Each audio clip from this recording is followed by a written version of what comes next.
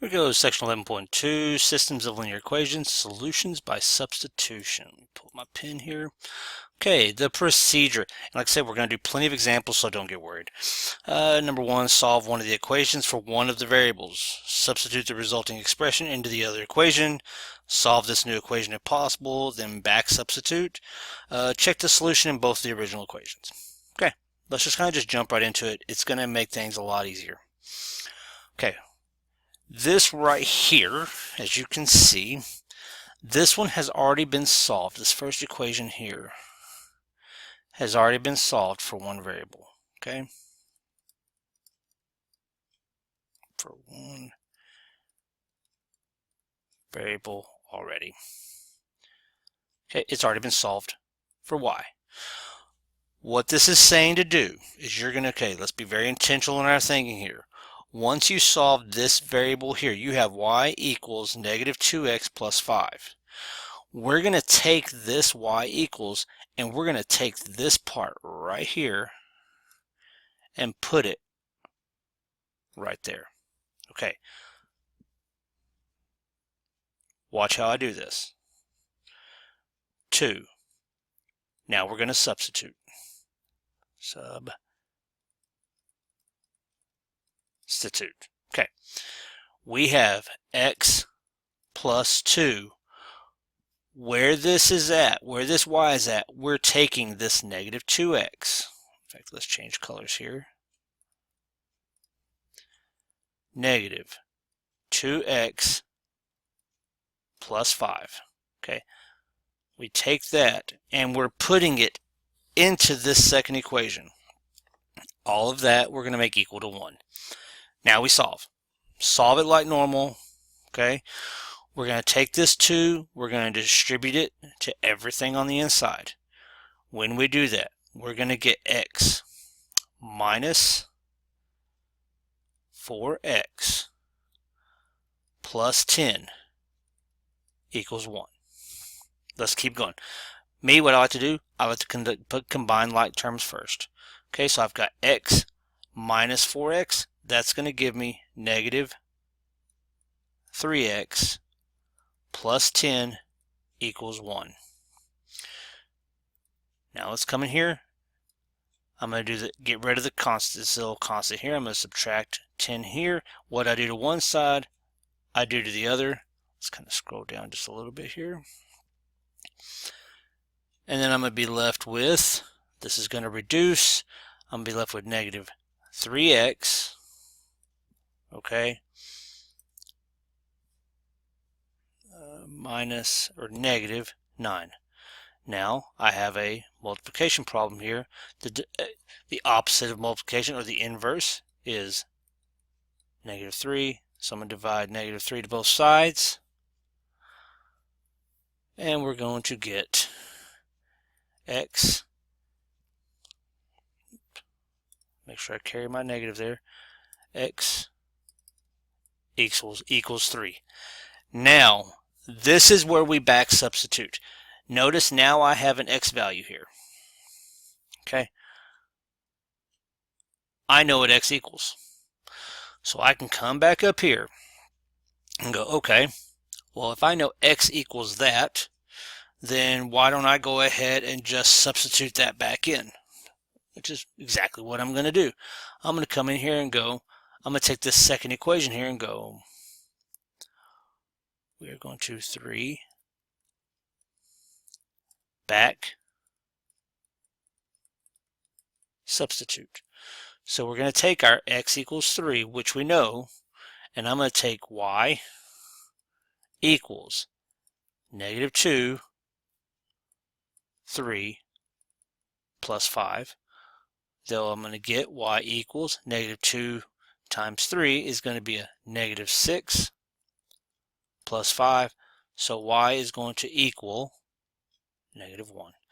So the solution to this problem is going to be 3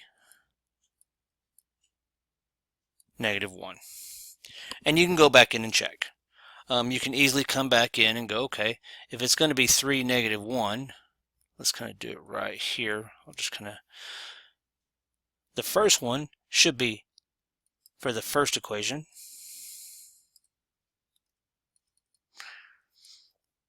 should be -1 equals 2, -2 times 3 plus 5. Well, -2 times 3 is going to be -6 plus 5, and that's going to equal -1. You're going to get -1 equals -1.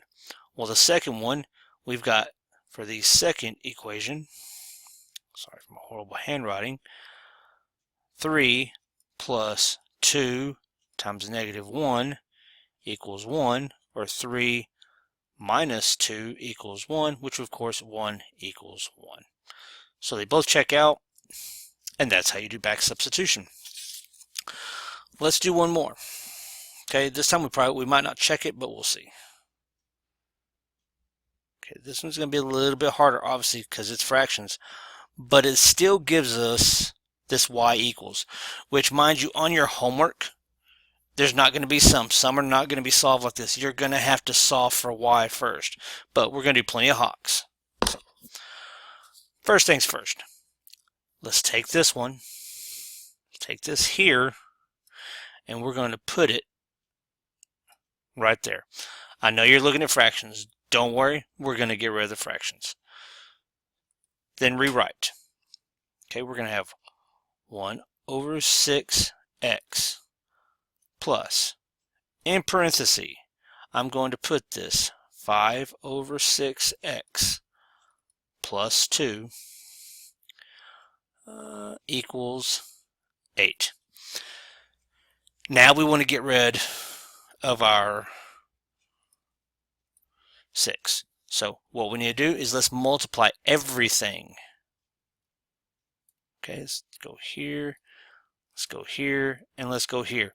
Let's multiply this by 6. Let's multiply this by 6. And let's multiply this by 6. So here, the 6 is going to cancel, and we're going to be left with 6x. Plus, here they cancel, and we're going to be left with 5x. But don't forget, this 6 also needs to come over to there. So we're going to get plus 12, and then 6 times 8 is 48. Now combine like terms. I've got this, I've got that. Oop, and I'm very sorry. Did a mistake there. That's just going to be an x right there, because those cancel. So x plus 5x is going to leave us with 6x. Well, right here, I can take this 12 and I can subtract off 12 here, subtract off 12 from here, and I'm going to be left with 36. Notice now we have a multiplication. We can get rid of that by division on both sides. And when we do that, come over here, we're going to be left with x equals 6. Now, back substitute. So, when we back substitute, I'm going to come back up in here and take this x here and replace it here. So, once we back substitute, so 2 back substitute, we're going to have y equals 5 over 6. Instead of the x, I'm going to multiply by 6 plus 2. Well, let's remember that whenever you multiply a fraction by a whole number like that one, you're basically multiplying by 6 over 1 plus 2. This cancels. Okay, so now you have y equals 5 plus 2. And you get y equals 7. And you can go back in, I'll let you kind of do that on your own. You can go back in and check your work, but your answer to this system of linear equations would be 6, 7. Alright, let's do some hawks.